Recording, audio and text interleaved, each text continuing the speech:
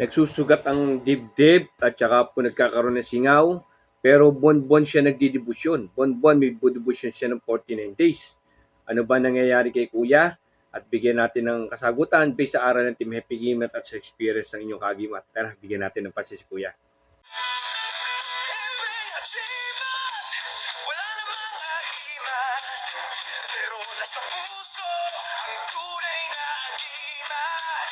Isigaw mo bro, ang lakas ng loob. Kahit walang agimat, laban tayo. Hepeng agimat, boy, walang makakahadlang. Basta nasa puso, tunay na agimat. Yung mapagpalang araw sa inyo, God bless at more blessings sa inyo. Bibigyan natin pansin yung katanungan ni Kuya, no? At sa abot ng kaya natin, sasagutin natin. At sa katanungan ni Kuya, ay buwan-buwan siya nagpo 49 days. Buwan-buwan siya nagdidibusyon. Tapos, nagsusugat-sugat yung dibdib niya, tsaka yung nagkakasingaw siya. Okay? Ito, pag-usapan natin mga kagimat, yung katanungan ni Kuya. Ito yung kanyang katanungan. Yan. Kaya lagi sinasabi yung mga naghahanap na akalat po, hindi po kayo sa akin nare-rekta ng usap kay Ace Antino Ace Latigo Valderrama po kayo PPM. Ayan po, rekta po kayo dyan. Huwag po sa akin. At mga libreta po. Sa katanungan ni Kuya kasi about it sa sabi niya na bon-bon. Yung mga bon-bon siya nagdidibusyon. Kuya kasi ang history kasi ng dibusyon na sinasabi mo na 49 days, ay pag kumapit po kasi yan, kaya limit ang ginagawa nila dyan, Tuesday and Friday na lamang sila nagkakarga. No? Isang beses lang siya na 49 days, kung talaga napakapit nyo na, Tuesday and Friday nyo na lang gaganapan yan. Pero sa aral ng Team Happy Agimat kasi, yung tinatawag namin na devotion kasi, sa devotion kasi ng Team Happy Agimat kasi, yung panata na, ibig sabihin, tuloy-tuloy na po siya. Hindi na po Tuesday and Friday. No? Kailangan po tuloy-tuloy na po yan. No? At sa 49 days, kung buwan-buwan ka nag-didibusyon, ibig sabihin, tuloy mo na yun. Tinutuloy mo. Ang problema, nagkakasugat ng dibdib mo. Dalawa lang po yung magiging suggest ko po dito, no? Isang physical at spiritual, bibigyan ko yung idea. Sa part ng spiritual, ay nasisigurado ko yung pinapakapit mong umarsyon ay hindi po umakapit. Dahil po, kung spiritual po yan sa inyo, may sakit spiritual kayo. Bago kayo mag-devotion, nag-cleansing kayo, at saka po magpagamot muna kayo. Magpabaklas kayo, baklasin muna yung spiritual nyo. Yung singaw, tsaka yung sa dibdib, hindi po, nakakasigurado na po ako sa inyo, hindi po kumakapit yung sinasabi nyo 14 hindi sa inyo. Kasi po, meron kayong spiritual. Naunahan kayo ng spiritual. Tanggalin nyo muna yung negatibo bago kayo mag-debusyon. Kung gusto nyo 14 debusyon, gamitin nyo. Kung gusto nyo Team Happy Game at walang debusyon, gamitin nyo. Kung gusto nyo mantra, gamitin nyo. Nasa sa inyo po, it's up to you po kung saan kayo mas komportable.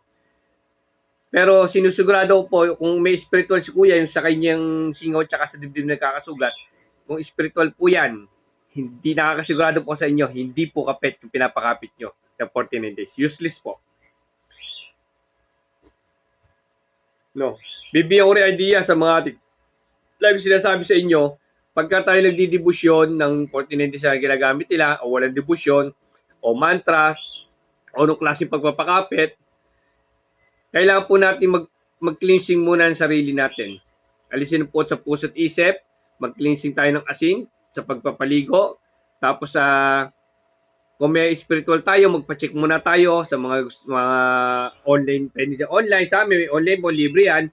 Magpa-check po tayo. Pag na-check na po, tsaka kayong magsisimula ng debusyon.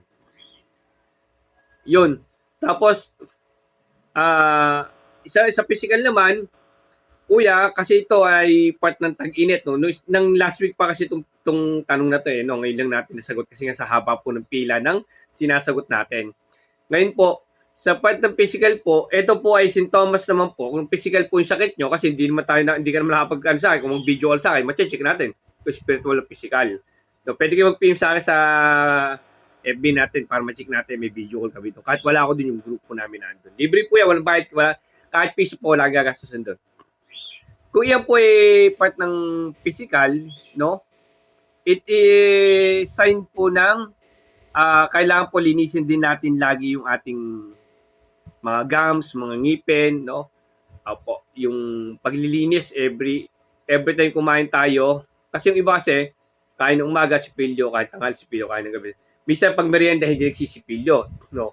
O may kinain na ibang mga prutas, hindi na nagsisipilyo. Yung iba kasi kailangan, pagka ganun may sintomas kasi ng mga kailangan natin magsipilyo, no?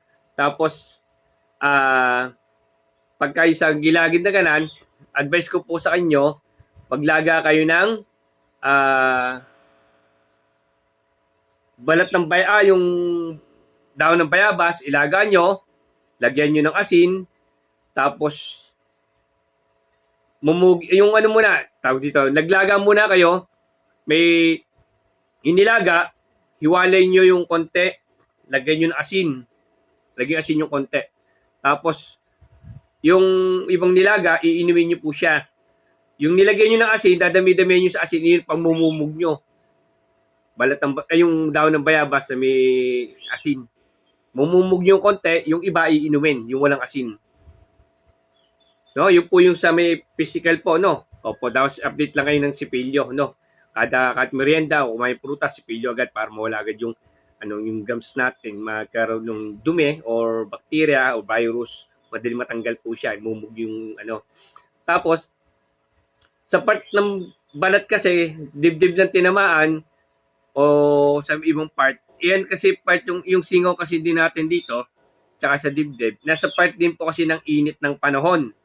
Opo, meron kasi sintomas din kasi sa init ng panahon na balat natin na tinatamaan, no? Yung nilagang balat ng bayabas ay po yan, advisable din po yan sa mga sugat-sugat po sa dibdib nyo, tsaka sa balat nyo ay makakatulong po din yan, di lang po sa gums natin, sa gilagid natin o singaw. Magtutuloy din po yan pati sa katawan natin, sa balat natin, maganda po yan. Tapos yung matira, kung meron kayong sugat dito, pagka nakainom na kayo, yung walang asin na piglagaan, pwede nyo ipuna sa dibdib nyo para madaling matuyo yung sugat, no?